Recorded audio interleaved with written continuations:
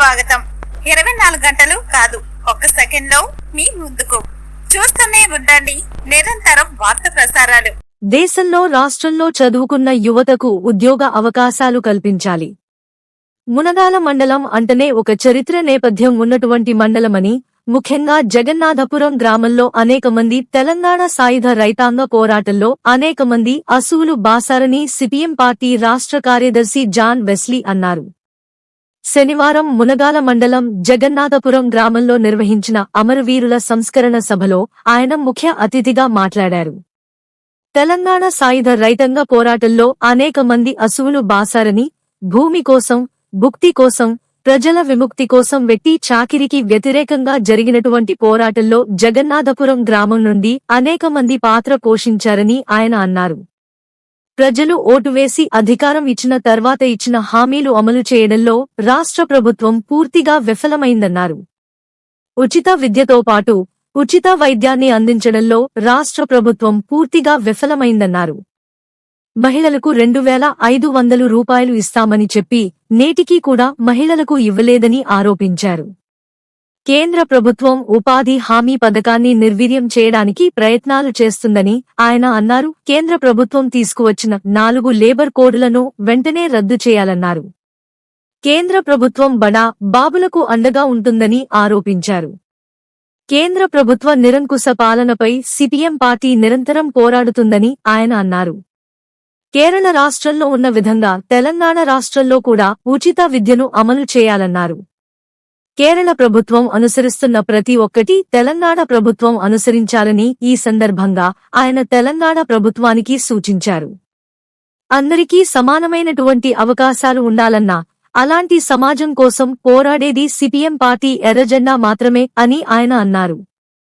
రేపు జరగబోవు MPTC, ZPTC ఎన్నికల్లో సూర్యాపేట జిల్లా వ్యాప్తంగా సిపిఎం పార్టీ కార్యకర్తలు సైనికుల పనిచేయాలన్నారు.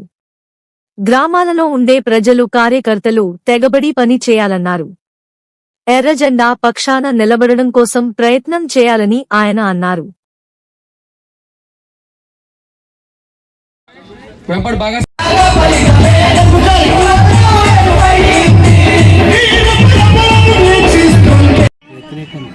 శ్రామిక వర్గాలకు వ్యతిరేకంగా కేంద్ర ప్రభుత్వ విధానాలను వ్యతిరేకిస్తూ రాష్ట్ర వ్యాప్తంగా గ్రామాన అట్లాగే బస్తీలలో ప్రజలకంతా కూడా చైతన్యవంతం చేసి ఆందోళన పోరాటాలు నిర్వహించాలని చెప్పి సిపిఎం పార్టీ ప్రజలకు విజ్ఞప్తి చేస్తుంది.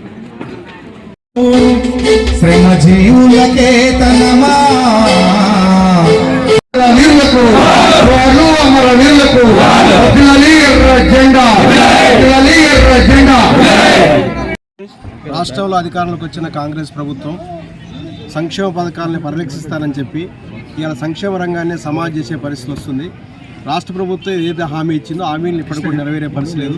ఇప్పటికీ ఇందిరమ్మ ఇళ్ళు కానీ, అనేకమైనటువంటి మహిళలకు పెన్షన్ కానీ, లేదా వృద్ధులకు 4,000 రూపాయల పెన్షన్ కానీ నేటికి అమలు జరపట్లేదు. అందుకనే తక్షణమే ఈ యొక్క ఇచ్చినటువంటి హామీలు అమలు జరపాలని చెప్పి డిమాండ్ చేస్తారు. లేని పక్షంలో పెద్ద ఎత్తున ఆందోళన పోరాటాలకు సిద్ధమవుతామని చెప్పి తెలియజేస్తారు.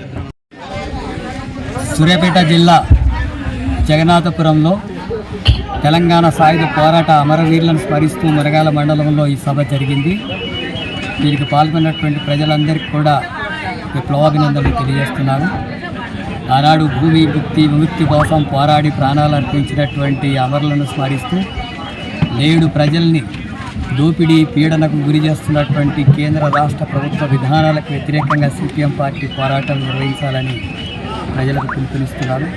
ఈరోజు కేంద్రంలో అధికారంలో ఉన్నటువంటి బీజేపీ ఉపాధి కూలీలకు పని కల్పించేటటువంటి చట్టాన్ని నిర్వీర్యం చేసి ఆ బాధ్యత నుంచి తప్పుకుంటుంది.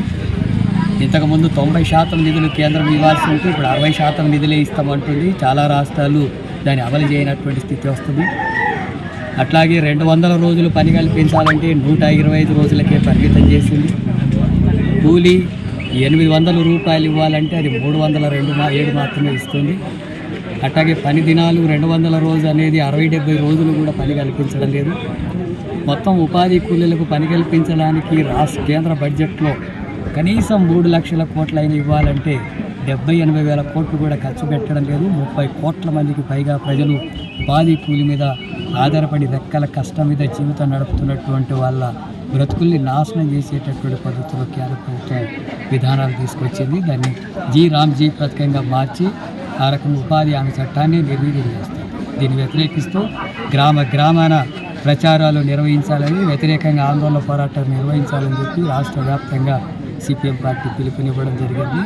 ఎన్నికలు పూర్తయిన వెంటనే ఈ కార్యక్రమానికి రాష్ట్ర వ్యాప్తంగా అమలు చేస్తాం. అట్లాగే కోట్లాది మంది కార్మికులు పోరాడి సాధించుకున్నటువంటి చట్టాలను నిర్వీర్యం చేస్తూ 29 చట్టాలని 4 కోడ్లుగా మార్చి సంఘం పెట్టుకోకూడదు, సమ్మె చేయకూడదు, వేతనాలు అడగకూడదు, 8 గంటలు కాదు 12 గంటలు పని చేయాలా, ఒకవేళ యజమాని కాదంటే పని కోల్పోవాలంతే తప్ప ఇలాంటి హక్కులు కార్మికులకు లేకుండా చేసే చట్టాన్ని తీసుకొచ్చి పెట్టుబడిదారులకు, పారిశ్రామికవేత్తలకు అనుకూలంగా కేంద్ర ప్రభుత్వం వివరిస్తుంది. దీనికి వ్యతిరేకంగా సిపిఎం పార్టీ పోరాడుతుంది.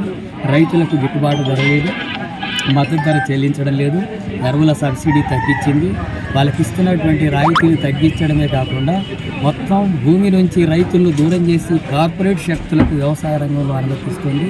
అట్లాగే అమెరికా సామ్రాజ్యవాదానికి లొంగి మోడీ ప్రభుత్వం లొంగి ఆ దేశంలో పండినటువంటి పంటలనంతా కూడా ఇప్పుడు ఈ దేశానికి దిగుమతి చేసుకోవడానికి అనుమతి ఇచ్చింది. దానివల్ల ఇక్కడ ఉండేటటువంటి రైతులు వాళ్ళ పంటలు మరింత దెబ్బతిని దివాలా తీసి వాటి సరుకులు వాటి పంటలు అమ్ముడబోక ఆకలి చావులు చావాల్సినటువంటి దుస్థితికి రైతులకు వ్యతిరేకంగా ప్రభుత్వం వివరిస్తుంది. అందుకని ఇలా కేంద్రంలో కానీ రాష్ట్రంలో కానీ ప్రభుత్వాలు ప్రజల కోసం, రైతాంగం కోసం, కార్మికుల కోసం కాకుండా వాళ్ళ ఓట్ల రాజకీయాలు ఇక్కడ తెలంగాణలో వేరే పార్టీ అధికారం ఉందని కేంద్రంలో ఉన్న ప్రభుత్వం ఇలా యూరియాని కోత పెడుతున్నటువంటి పరిస్థితి.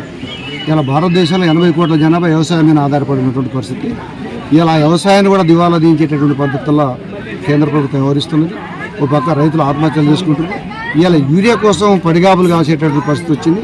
ఇప్పుడు ఈ యాప్ అనేది చాలా శుద్ధదాండంగా తేలిపోయినటువంటి పరిస్థితి. వెంటనే ప్రభుత్వం ఈ యాప్ను రద్దు చేసి రైతాంగానికి మళ్ళీ యథాప్రకారం ఎట్లయితే యూరియా అందించారో ఆ పద్ధతిలో అందించాలని చెప్పి మేము రైతు సంఘంగా సిపిఎంకి డిమాండ్ చేస్తాం.